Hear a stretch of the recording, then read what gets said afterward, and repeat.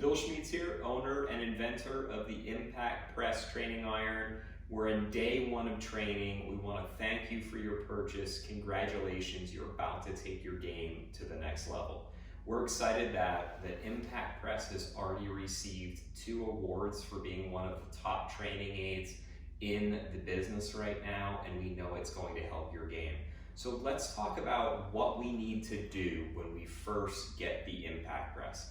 We need to understand how to properly get set up using the Impact Press and then how to move. So the Impact Press has 2 lines. It has a red line right here on the hosel, and it has a green line on the top line right here. We want to make sure that at address, the red line can point towards the center of the body. Now, as we do that, I want to caution everyone. The club face will look like it's in a very closed playing position.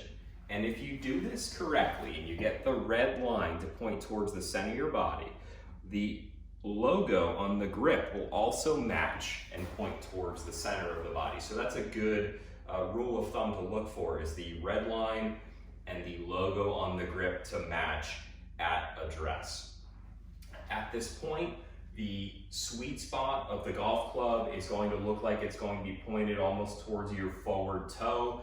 That's exactly what we're looking for. Remember, this is a reactionary training aid that is going to force you to move differently and move the club differently. So that's why we've developed this look at address. Now, what we want to do first to get you feeling how to properly move differently is we want to keep this club about parallel to the ground like this. So we're not really in a normal golf playing position, we're actually vertical to the ground. And what we want to do is we just want to get you into address, shaft parallel, and then we want you to move your body into what you would think a tour caliber impact position might feel like.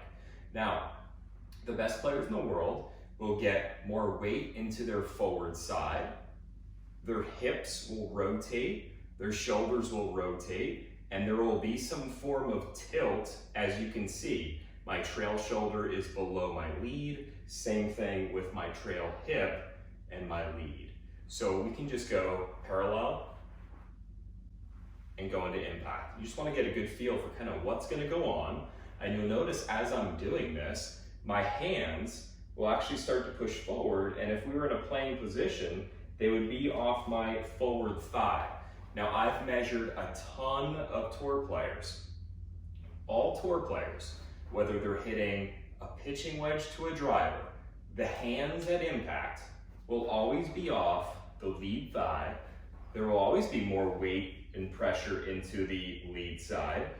The hips and shoulders will always be rotated. Typically, the hips a little bit more than the shoulders, and there will always be some form of tilt.